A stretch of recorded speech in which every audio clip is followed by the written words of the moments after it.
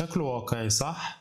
تحس ان هي صورة متصورة مش تصميم خالص. تعال اقول لك ازاي نعمل تصميم زي ده بكل سهولة، وازاي نظبط الكالر ماتشنج بتاع الايتمز كلها مع بعض، وهقول لك في اخر الفيديو تريكاية مهمة جدا جدا جدا، فكمل الفيديو للاخر ويلا بينا. كل اللي احنا هنعمله ان احنا هنفتح مقاس 50 في 50 او ايا كان المقاس اللي انت حابب تشتغل عليه، اتكلمنا في المقاسات ده قبل كده. وهاجي هسحب صورة المبنى ده بالطريقة احطهم عندي هنا كده. الصورة لما نزلتها كانت مبكسلة وعملت لها اب سكيل من خلال برنامج اب سكيل، هسيب لك اللينك بتاع البرنامج في وصف الفيديو. فلما حطيت الطريق هنا وتعالى كده نكمله جنريت، تمام. بعد كده هاخد العربية عندي اسحبها هنا بالشكل ده، تمام. هبدأ ان انا اعمل سيلكت على الجزء بتاع السما ده واشيله مش محتاجه. بعد كده هعمل كنترول انتر عشان اعمل الباس ده سيلكشن، وهضغط الت واضغط على الماسك عشان يشيلهولي بالشكل ده. بعد كده السما اللذيذه بتاعت مدحت لبيب اللي اتعرفت بكده هبدا ان انا احطها وهعكسها الناحيه التانيه، هخلي مصدر الاضاءه عندي من على اليمين بالشكل ده. هبدا اطولها شويه وهسيبها كده. خليني اظهر دي واظهر العربيه بالشكل ده. بص المنظور مش ماشي مع منظور العربيه، وعشان كده اخترت ان انا اغير الطريق بالطريق ده. فلما اجي احدد ده كده بالسلكشن، تمام، واجي احطه هنا هصغره عندي بالشكل ده وهنزله تحت العربيه، وهبدا ان انا اضغط شيفت واسحبه كده لتحت، اضغطه لتحت، هلاقي ان دي ماشيه اكتر مع العربيه. شايف الفرق؟ حلو.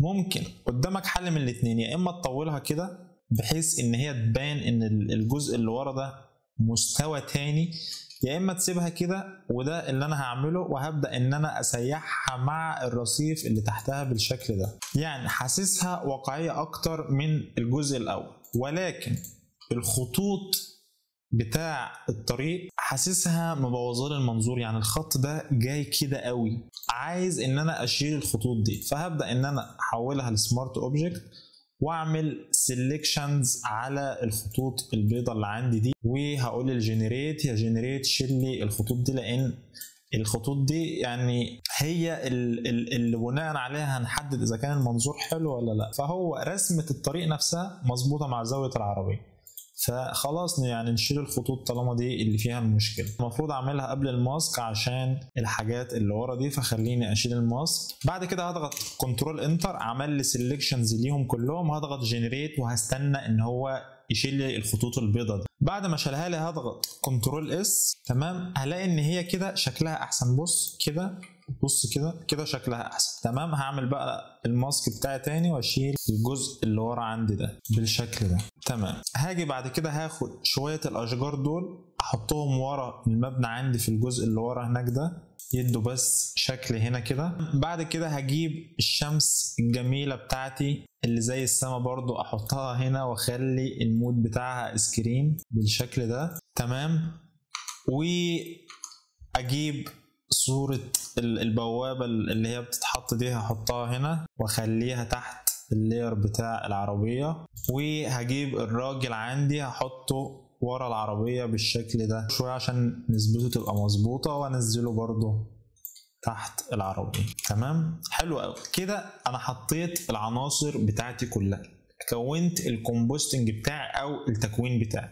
المرحله اللي بعد كده وهي مرحله تظبيط الاضاءات والشادو. فانا هعمل ايه؟ انا مثلا هختار المبنى ده، اول حاجه هديله كولر بالانس شويه، بدل ما هو واخد ازرق لا انا هصفره شويه بالشكل ده عشان يمشي مع المود بتاع التصميم، تمام. وهبدا ان انا اعمل له ليفلز، اغمقه شويه، وهعكس الماسك واختار البرش البيضة هغمقه من هنا شويه. ده كده قبل وده كده بعد، تمام. هاجي عند السما هديها كولر بالانس شويه، اصفر واحمر بالشكل ده، تمام.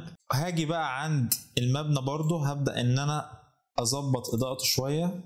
خليني كده اخفي العربيه دي، اظبط اضاءه المبنى شويه، يعني اديله كده شويه اضاءات اروق عليه. فهختار البرش البيضاء السوفت عندي، وهبدا ان انا ارسم مثلا هنا كده خط اضاءه، ارسم هنا كمان خط اضاءه، هنا كمان خط اضاءه، هنا خط اضاءة، خط اضاءة، خط اضاءة، خط اضاءة كده. بعد كده ممكن اعمل له كيرفس، طلعها فوق خالص، فتحه شوية واغمقه من هنا شوية. تمام.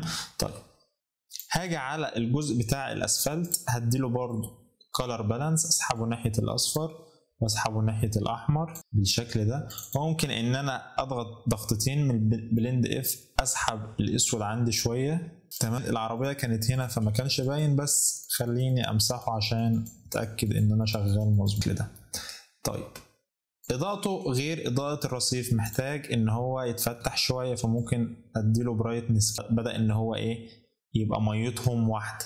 واجي بقى من الجريدينت امسحه من هنا، عشان هنا المفروض في شادو شوية كده قبل كده بقى. حلو قوي. هاجي اجيب الريفليكشن اللي عندي ده، بصراحه مش فاكر انا كنت منزله منين، بس هو عندي بقاله فتره. هرفعه لكم في الاستوكات وهحطه هنا. هخلي المود بتاعه سكرين، وهاجي اعمل كليك يمين من بلند اف، اضغط الت، اسحب دي واسحب دي شويه كده. شايف بقى؟ اكد ان هي دي نازله هنا. ممكن اقوم جاي اعمل له دبليكيت كمان بالشكل ده، حاطيلي تفصيل الريفليكشن ده، يعني مديني واقعيه شويه للموضوع. بعد كده بقى خليني اظهر العربيه. طبعا الشادو بتاع العربيه ده شادو على الله خالص، فهبدا واعمل الشادو بتاعي. احدد الجزء ده. بعد ما شلت الشادو هبدا انا ارسم الشادو بتاعي. فهاجي تحت لير العربيه، هختار البين تول وهخلي دي شيب، وهبدا طالما الاضاءه جايه عندي من هنا يبقى الشادو هيبقى ناحيه الشمال بالشكل ده. فهبدا ان انا اعمل شيب كده. تمام. بعد كده هعمل له ريسترايز، وهفتح بلور جيسين بلور بالشكل ده. بعد كده هفتح بلور وهختار بلور جاليري، وهختار التلت شيفت. هبدا ان انا اسحب النقطه دي عندي هنا، وهضغط هنا الف زاويه ميل الخط تبقى نفس زاويه ميل الشادو بالشكل ده. بعد كده ازود ده واسحبه عندي كده. بعد كده خفف الاوباست عندي شويه، وهاجي اعمل ماسك واسحب ده كده اسيحه. تمام. بعد كده هاجي اعمل شيب تاني تحت تحت بقى الجزء بتاع الكاوتشات مش قدام، وهختار من بلور جيسين بلور واعمل الاوبست بتاعه شويه. بعد كده هعمل لير تانية وهختار البرش اليبس بيضاويه، وباللون الاسود هبدا ان انا ارسم بقى تحت الكاوتشات الكونتاكت شادو بتاعي، او نقطة تلامس الحاجة مع الارض بالشكل ده. ده ممكن اديله موشن بلور كده، اعتقد افضل. بعد كده هحط التلاتة دول في جروب. بعد كده هحط كل الشادو عندي ده في جروب واسميه شادو. بعد كده هعمل هيو وساتوريشن وهخليها كالرايز، وهبدأ ان انا اخليه مش اسود كده، اخليه احمر شوية بالشكل ده. تمام قوي. هاجي بقى اظبط شويه. قبل ما اظبط اضاءه العربيه، الجزء بتاع الشباك ده محتاج ان انا اعمل له سيلكشن وافصله عن العربيه، لانه يعني هي تقريبا معموله 3D، فاللي مرندرها على خلفيه، بشيل ده عشان يديني واقعيه. فهعمل له كده سيلكشن سريعا. تمام. وهبدا ان انا افصله كده. بعد كده اعمل انا بقى شيب ابيض، واخلي اقلل الاوباست بتاعه كده، او ممكن اعمله اسود خلي ابيض. ماشي. هاجي بقى على العربيه هعمل كيرفس، اقلل الاوباست عندي شويه، واعمل انعكاس للماسك، واختار البرش ابدا ان انا اغمقها من هنا كده، لان الاضاءه عندي جايه من ناحيه اليمين. بعد كده ممكن اديها سنه كلر بالانس برضو بالشكل ده. هاجي على الجزء اليمين ده بقى هرسم عليه اضاءه، لان المفروض الاضاءه ضربه عندي هنا. ممكن كمان حاجه بسيطه هنا كده قبل كده بقى. حلو قوي. الجزء بتاع المبنى ده محتاج فيه اضاءه هنا قوي، فمحتاج ان انا اغمقه شويه من هنا، واقوم جاي اعكس الماسك، اختار البرش البيضه ومغمقه كده من هنا شويه. ممكن افتحها سنه، ده كده قبل ده كده بعد، مديني برضو واقعيه اكتر. تمام. اشيل الراجل الجزء بتاع البوابه دي من هنا مظبوطه ومن هنا مش مظبوطه. طيب محتاجين نعمل محتاجين نفصل الجزء ده عن الجزء ده. فهحدد الجزء بتاع الحديدة ده لوحده، اشيل دي اخلي دي بس، واحدد الجزء ده لوحده وافصله عن الجزء بتاع العربية. بعد ما فصلته حاسس ان هو محتاج يطلع لفوق شوية، يعني حاسس ان هو محتاج يبقى كده اكتر، كده احلى من كده. تمام. كذلك برضو الجزء ده المفروض ان الخط ده يبقى نفس الميل بتاع الخط ده، يعني المفروض دي كده تبقى جايه كده. تعال نشوف مين اللي هتظبط معانا اكتر كده، واقعي اكتر عشان تبقى نفس زاويه المنظور بتاع الارض. كمان من فوق برضو محتاجه ان هي تتظبط. خليني ارجع الخطوه دي، محتاج ان هو يترفع لفوق شويه، فاجي مثلا اظبطها كده، وهاجي بقى الجزء اللي قدام ده بالشكل ده. لسه برضو مش مظبوطه قوي، محتاجه ان هي تترفع من هنا. ايوه مظبوط، ماشي تمام. هبدا بقى احدد الضلع اللي هو ده، ومن الليفلز اعمله ماسك عليه واغمقه شويه، لان المفروض هنا مش واصل للاضاءه.